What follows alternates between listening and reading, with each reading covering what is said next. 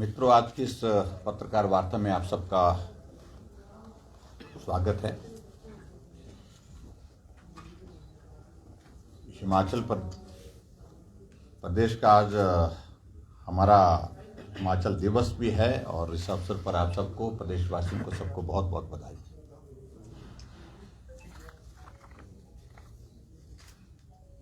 मित्रों, भारतीय जनता पार्टी ने लोकसभा के चुनाव की दृष्टि से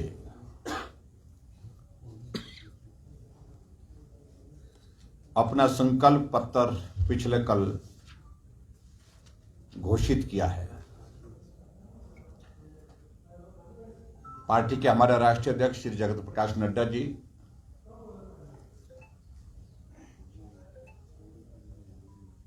और उसमें विशेष तौर से हमारे देश के यशस्वी प्रधानमंत्री नरेंद्र मोदी जी ने पूरे राष्ट्र को संबोधित किया उस अवसर पर मीडिया के माध्यम से,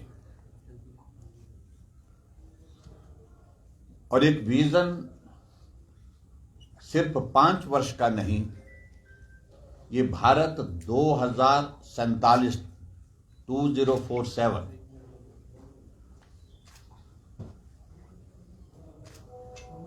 किस प्रकार से दुनिया के सामने खड़ा हो, किस प्रकार से दुनिया के सामने अपने लक्ष्य को हासिल करे, और जो लक्ष्य है उसको आदरणीय प्रधानमंत्री ने बहुत विस्तार से सबके सामने रखा है, और वो लक्ष्य है विकसित भारत का।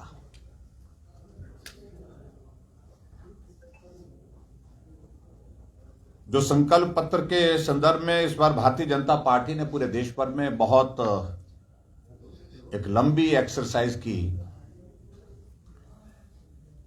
जिसमें 15 लाख से ज्यादा सुझाव पार्टी के पास पहुंचे,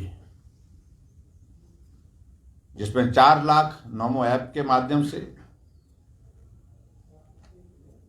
और 10 लाख वीडियो और अन्य दूसरे हमने संदेश के माध्यम से सुझाव के रूप में पार्टी के पास पहुंचे।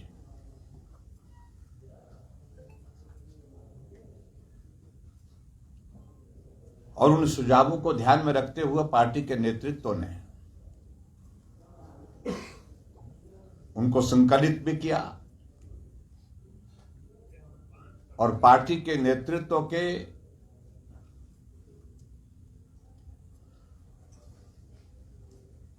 एक विजन के साथ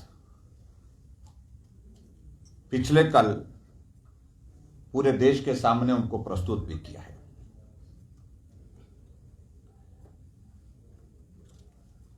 मित्रों, हमारे लिए बहुत सौभाग्य की बात है कि भारतीय जनता पार्टी एनडीए की सरकार ने आदरणीय नरेंद्र मोदी जी के नेतृत्व में 1 दशक पूर्ण किया है, और 1 दशक के बाद दूसरे दशक की दस्तक भी हम साथ दे रहे हैं। एक मजबूत नेतृत्व की आवश्यकता देश को जो लगती थी, उसकी पूर्ति भारतीय जनता पार्टी के हमारे नेता आदरणीय प्रधानमंत्री नरेंद्र मोदी जी ने पूरी की है। और 1 दशक के बाद पूरा राष्ट्र इस बात को अनुभव कर रहा है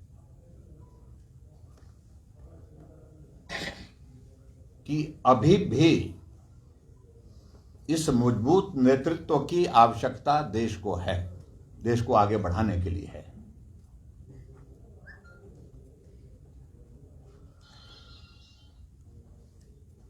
और एक भरोसा, एक विश्वास आदरणीय प्रधानमंत्री नरेंद्र मोदी जी के नेतृत्व में जिस प्रकार से देश ने व्यक्त किया है, स्वाभाविक रूप से उस भरोसे को आदरणीय प्रधानमंत्री जी ने कभी टूटने नहीं दिया है।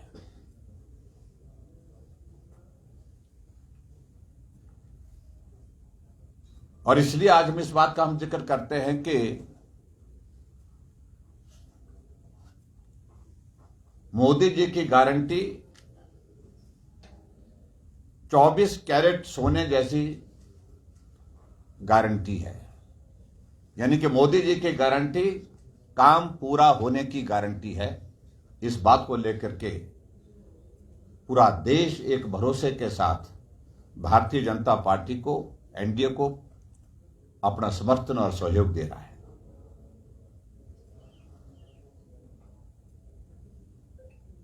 2019 के संकल्प पत्र में कुछ बातों का जिक्र हुआ था और उनमें से अधिकांश चीजों को पूरा करने की दृष्टि से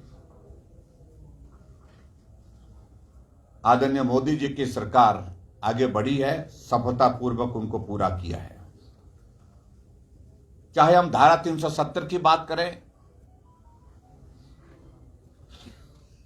चाहे हम नारी शक्ति अधिनियम की बात करें, जहां 33% आरक्षण की व्यवस्था की गई,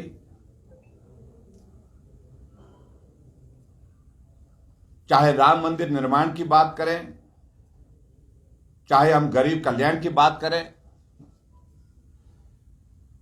80 करोड़ लोगों को मुफ्त राशन देने की बात करें, और चाहे 25 करोड़ लोगों को गरीबी रेखा से ऊपर ले आने की बात करें। ये ऐसे बड़े लक्ष्य थे जिन लक्ष्यों को आदरणीय मोदी जी के नेतृत्व में हमने सफलतापूर्वक पूर्ण किया है।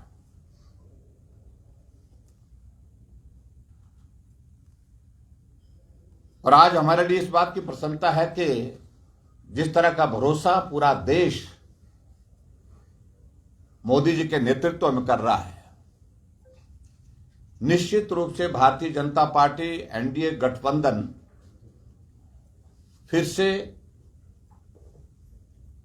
देश में सरकार बनाने जा रहा है और आदरणीय प्रधानमंत्री नरेंद्र मोदी जी तीसरी बार देश के प्रधानमंत्री बनेंगे।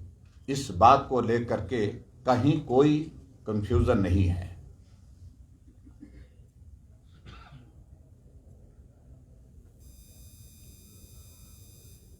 मैं घोषणा पत्र के जो हमारा जो संकल्प पत्र है उसके मैं कुछ बिंदुओं पर ही ध्यान में आपके लाना चाह रहा हूं, प्रमुख रूप से, क्योंकि आज का विषय मेरा बहुत स्पेसिफिक है। सबसे पहली बात तो जो 80 करोड़ लोगों को मुफ्त राशन देने की व्यवस्था आदरणीय प्रधानमंत्री नरेंद्र मोदी जी ने की है, उस व्यवस्था को भी आने वाले समय में जारी रखा जाएगा। इस बात का भी हमारा एक कमिटमेंट है, यह आदरणीय प्रधानमंत्री जी ने कहा है।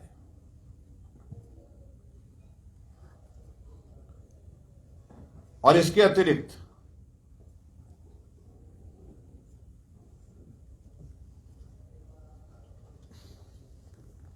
आयुष्मान भारत के अंतर्गत चाहे जो 5 लाख रुपए का हेल्थ कवर पूरे देश भर में गरीब लोगों को अपने इलाज के लिए मिलता है, उसमें एक और चीज को अब की बार जोड़ा गया है संकल्प पत्र में।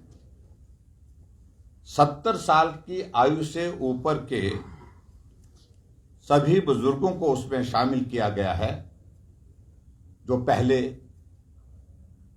एक क्राइटेरिया के अंतर्गत उसमें शामिल नहीं हो पा रहे थे।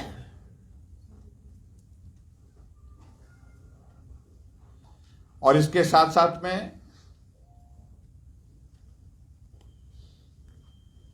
इस स्कीम के अंतर्गत जो ट्रांसजेंडर, उनको भी इस स्कीम के अंतर्गत शामिल किया गया है।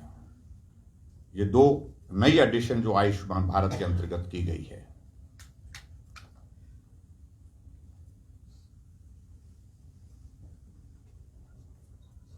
दूसरे विषय को लेकर के मैं ये कहना चाहूंगा कि जहां भारतीय जनता पार्टी की सरकार ने प्रधानमंत्री आवास के अंतर्गत 4 करोड़ से ज्यादा घर गरीब लोगों के लिए दिया। घर हर व्यक्ति का एक सपना होता है और ऐसे करोड़ों लोगों की जिंदगी फुटपाथ पर गुजर जाती थी, जिन्हें कभी भी इस बात की उम्मीद नहीं थी कि उन्हें घर मिलेगा, अपना घर होगा। प्रधानमंत्री नरेंद्र मोदी जी ने 4 करोड़ से ज्यादा लोगों को, गरीब लोगों को घर बनाने में जो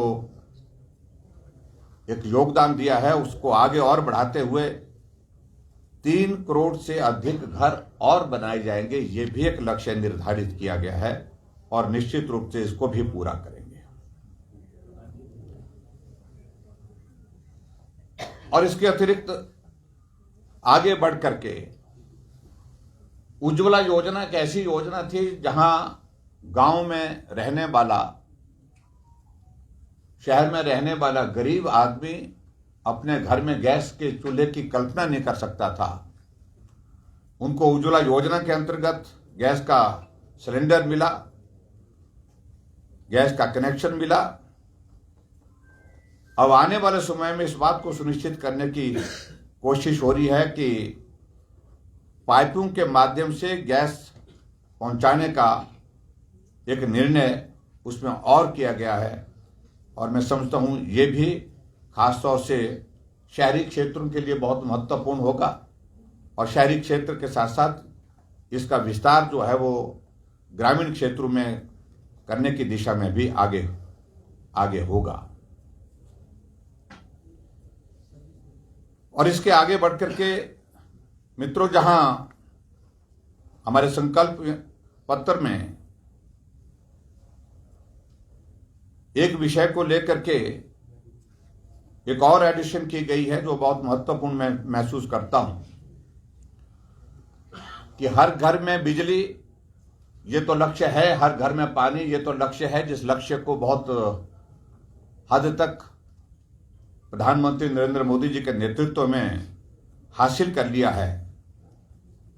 लेकिन एक योजना जिस योजना के अंतर्गत जो सौर ऊर्जा का, उसका और ज्यादा विस्तारीकरण, उसके माध्यम से और ज्यादा लोगों को बिजली की सुविधा उपलब्ध कराना, और जिस योजना को सूर्य घर योजना के अंतर्गत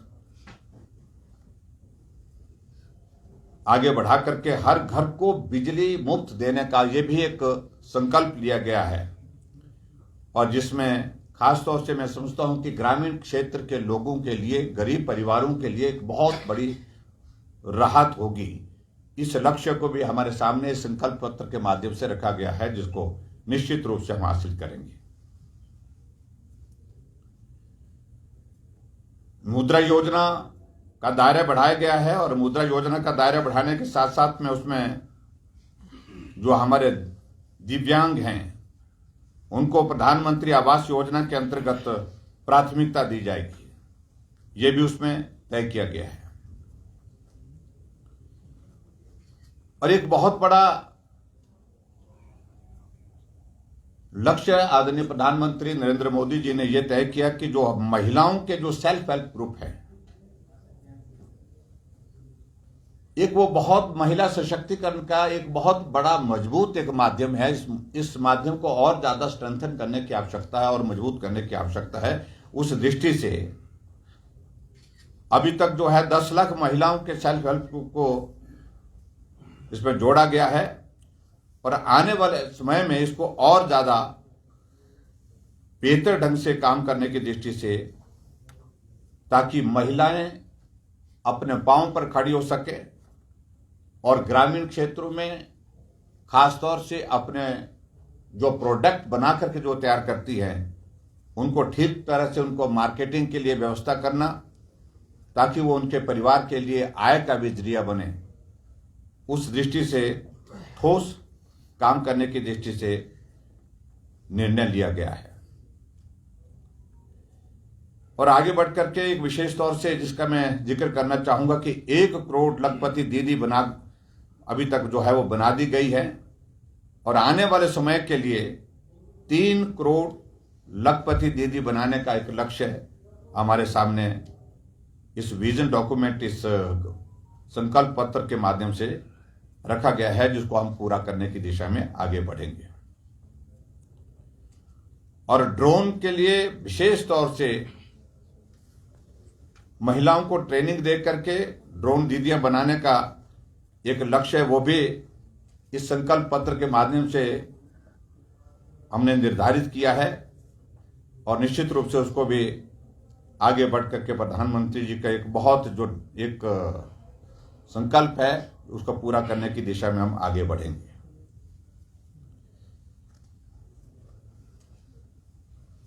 मित्रों, इसके अतिरिक्त जहां प्राकृतिक खेती को बढ़ावा देने की बात कही गई है और प्राकृतिक खेती के साथ साथ में ग्लोबल न्यूट्रिशन हब भारत बने और उस दृष्टि से श्री अन्न योजना के 2 करोड़ किसानों को लाभ पहुंचाने की दृष्टि से ये भी एक योजना जो है इस संकल्प पत्र के माध्यम से हमारे सामने रखी गई है। निश्चित रूप से इस पर भी आगे बढ़ करके काम करेंगे। पर्यटन की दृष्टि से खासतौर से जो हमारे हिमाचल प्रदेश के लिए बहुत ही महत्वपूर्ण है, जो हमारे ट्राइबल के इलाके हैं उनमें होम स्टे और ज्यादा बढ़ाने के लिए योजना बनाई जाएगी। पूरे देश भर में जो ट्राइबल के इलाके हैं सब में, उसमें निश्चित रूप से हिमाचल प्रदेश को भी उसका लाभ होगा और ऐसा हम मानते हैं कि हिमाचल एक पर्यटन की दृष्टि से दुनिया के मानचित्र पर अलग पहचान के साथ है, तो इस योजना का हिमाचल प्रदेश को भी बहुत बड़ा एक लाभ होगा। जहां टूरिज्म को बढ़ावा देने की बात कही है, होम स्टे की मैंने बात कही है, सोशल इंफ्रास्ट्रक्चर, डिजिटल इंफ्रास्ट्रक्चर और फिजिकल इंफ्रास्ट्रक्चर, ये सारी चीज़ों को लेकर के स्ट्रेंथन करने की दृष्टि से भी हमने निर्णय किया है। हमारी पार्टी के नेतृत्व ने उस पर भी आगे बढ़कर के काम करेंगे।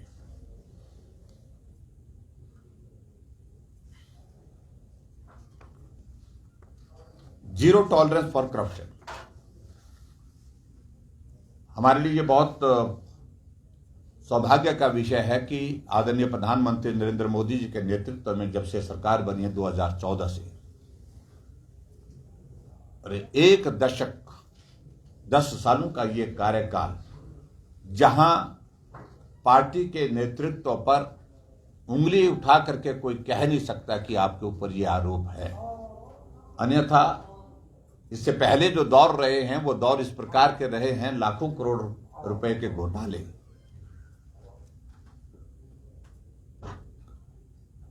पार्टी में जो सत्ता थी उस वक्त बड़े बड़े स्कैम, जिनका मैं समझता हूं कि उसकी आवश्यकता नहीं मैं उनका जिक्र करूं, लेकिन 10 वर्षों से भारत के अंदर कोई भी इस प्रकार का स्कैम नहीं, कोई भ्रष्टाचार का आरोप सरकार के नेताओं के ऊपर नहीं है। ये एक बहुत लंबे अंतराल के बाद इस परिस्थिति को पूरा देश देख रहा है। गुड गवर्नेंस के सिलसिले में कहा कि और ज्यादा बेहतर ढंग से काम करने के लिए प्रयत्न करेंगे, और जो पेपर लीक के मामले में भी कहा कि कठोर नीति बनाएंगे, कानून में प्रावधान करेंगे और जो दोषी लोग इस प्रकार के होंगे उनके खिलाफ सख्त कार्रवाई हो, उस बात को सुनिश्चित करेंगे। एक बहुत महत्वपूर्ण जिक्र इस संकल्प पत्र में हुआ है, जिसके लिए आदरणीय प्रधानमंत्री जी पहले भी बात एक बार नहीं अनेकों बार कह चुके हैं, वो 1 नेशन 1 इलेक्शन। मैं समझता हूं ये बहुत एक ऐतिहासिक कदम होगा और जिस दिशा में प्रधानमंत्री जी का पहले से ही बड़ा स्पष्ट कहना रहा है कि लगातार देश और प्रदेश चुनाव के दौर में उलझे रहते हैं, विकास कार्य के लिए समय नहीं हो पाता है और उसके कारण विकास की गति प्रभावित होती है। और उसके अतिरिक्त सबसे बड़ी बात यह है कि बार बार इलेक्शन होने की वजह से जो खर्च होता है लाखों करोड़ रुपए का, उसको कम किया जा सकता है। इसलिए आदरणीय प्रधानमंत्री जी ने इस बात को पहले भी कहा है, लेकिन अब की बार ये हमारे संकल्प पत्र में पहली बार इसका जिक्र हुआ है कि 1 नेशन 1 इलेक्शन की दिशा में भी हम काम करने की कोशिश करेंगे। यूनिफॉर्म सिविल कोड को लागू करने का हमारा संकल्प है और इसी तरह से भारत 2004 से 2014 तक दुनिया की 11वीं अर्थव्यवस्था रही, लेकिन 2014 से 2024 तक भारत विश्व की 10वीं से 5वीं अर्थव्यवस्था बनी और आने वाले समय में 5 वर्षों में इस बात को सुनिश्चित किया जाएगा कि भारत दुनिया की 3री अर्थव्यवस्था बने, इसके लिए काम करेंगे।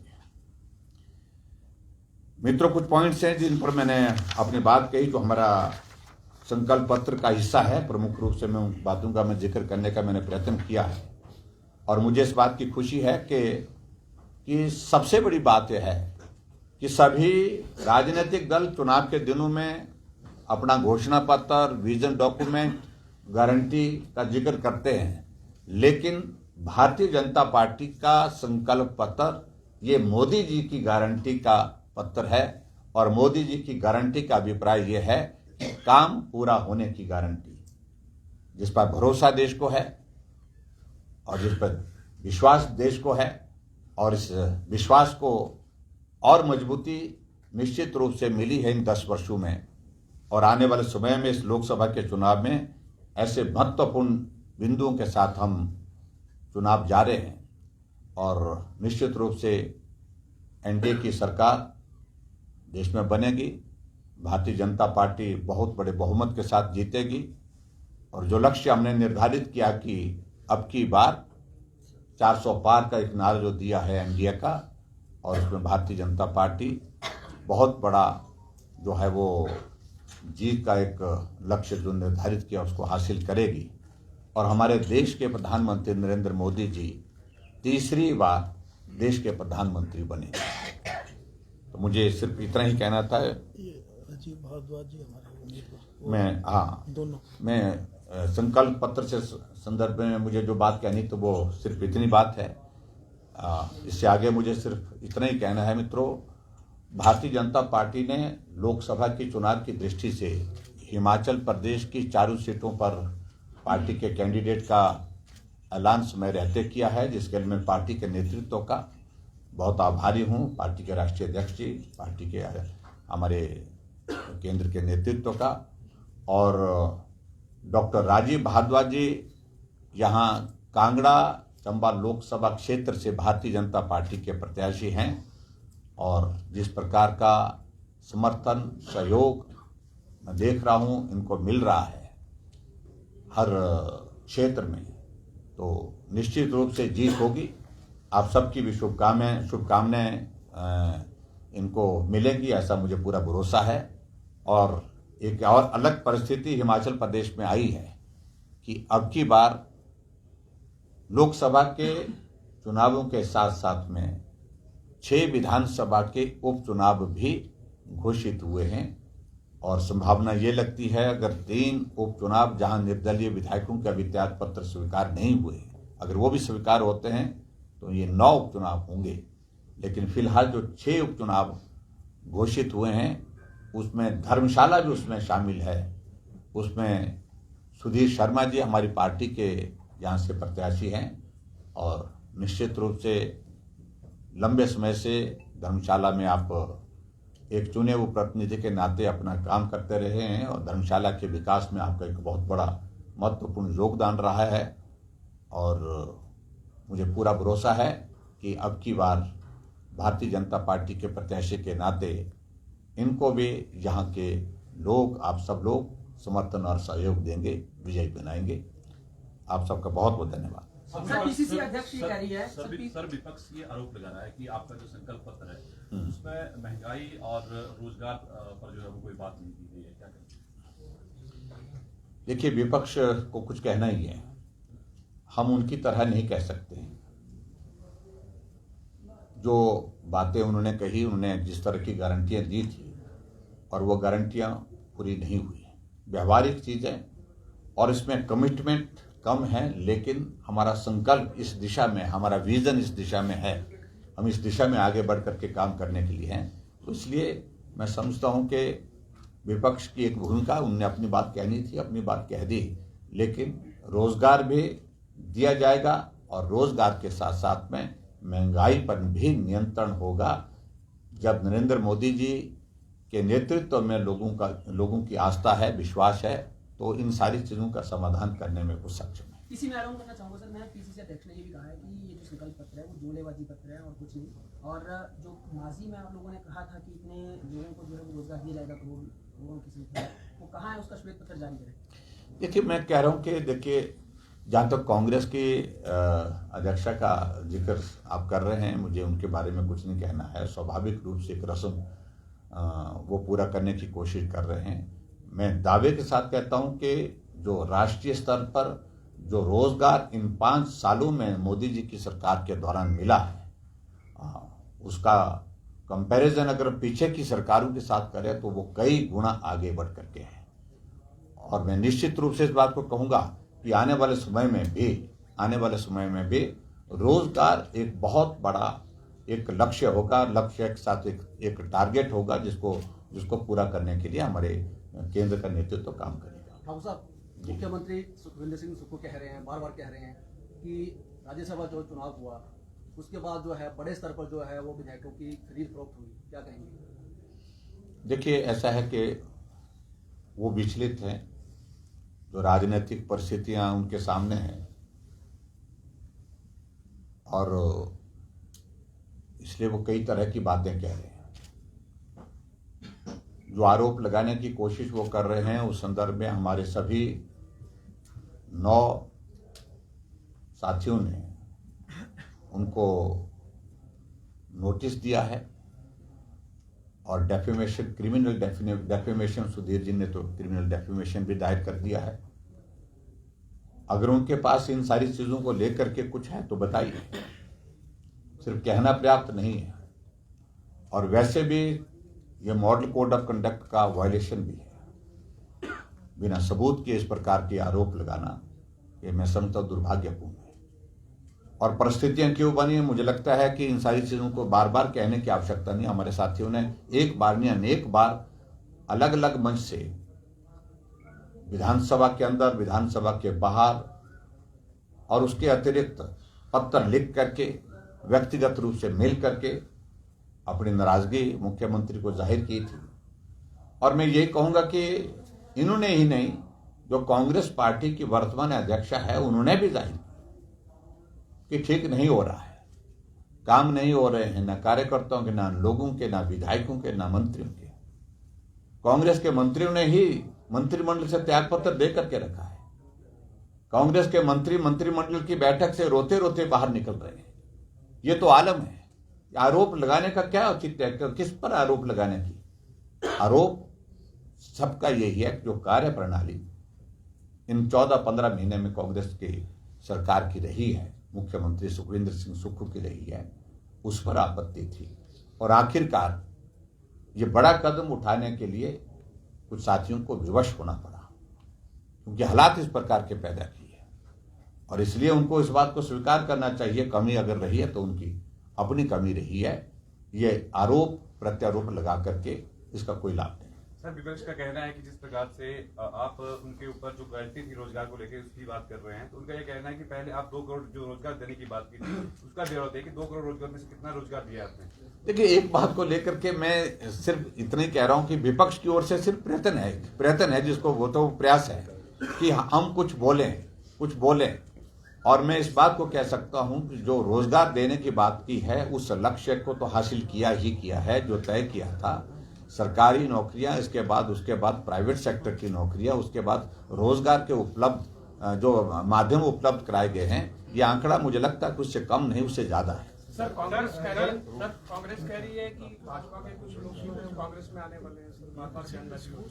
देखिए, हम पिछले 15 महीने से सुन रहे हैं और मैं इसलिए उस पर ज्यादा कुछ नहीं कहना चाहता हूँ। परिणाम उनके हाथों में कुछ बहुत ज्यादा है नहीं। बीजेपी गवर्नमेंट बनने वाली है अपकमिंग डेज में हिमाचल में। देखिए, एक बात मैं बड़ा साफ कहना चाह रहा हूँ। टेक्निकल ग्राउंड्स पर आज सरकार दिख रही है, कांग्रेस की है, लेकिन वस्तु स्थिति है सरकार है ही नहीं। सर जब सुन लीजिए मेरी बात, जब राज्यसभा में बहुमत होने के बावजूद सरकार हार गई है, कांग्रेस का कैंडिडेट हार गया है, सरकार कहां है? किस बात की सरकार है? जब इसके अलावा जब बजट पारित करना था, बजट वाले दिन पूरे देश में कहीं किसी विधानसभा में ऐसा नहीं हुआ जहां बजट पारित करने से पहले 15 विपक्ष के विधायकों को सदन से 100 कमांडो से उठा करके हमको बाहर फेंका गया, तब उसके बाद बजट पारित हुआ। सरकार है कहां?